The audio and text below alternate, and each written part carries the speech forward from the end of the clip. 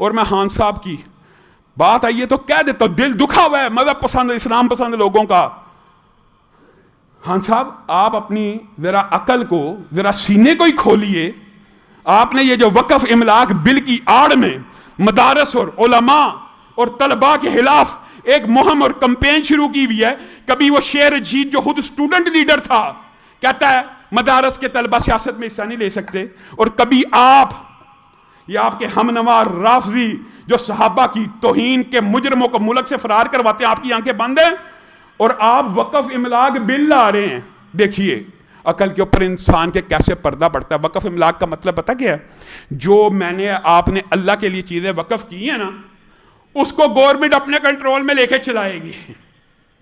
حیرت کی بات ہے، پوری قوم جانتی ہے حکومت کی ترجیحات گزشتہ 20 برس سے کیا ہیں، سیکٹرز کو پرائیویٹائزیشن کی طرف لایا جائے.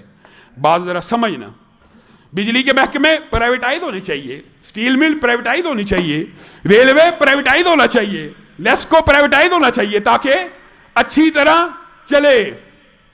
اور جو وقف کی گئی جائیدادیں ہیں وہ قومیائی جائیں، وہ حکومت لے لے. آپ کی اوقاف کے اندر پہلی کون سی ایسی کارکردگی ہے جناب والا؟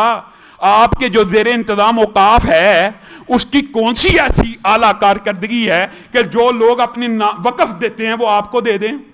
آپ اپنی چیزیں جو گورنمنٹ کے سنبھالنے کا کام ہے ان کو پرائیویٹائز کر رہے ہیں، اور لوگوں کی پرائیویٹ جو چیزیں ہیں ان کو چاہتے ہیں کہ حکومت کے زیر نگرانی لے جائیں. یہ ہے ان کا اصول، یہ ہے ان کے حالات. دیکھ لیں، یہ ہے ان کی عقل.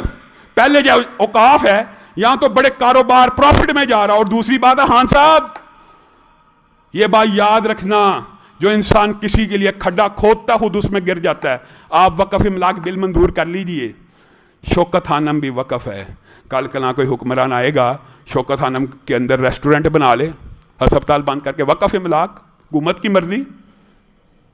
آپ کو بات سمجھ آ رہی ہے؟ شوکت خانم بھی بڑے بڑے ادارے وقف ہیں جو لوگوں کی خدمات کر رہے ہیں، یہ ان کو قومیانہ چاہتے ہیں، اور جو حکومت کے کام ہے کرنے کے ان کو پرائیویٹائز کرنا چاہتے ہیں.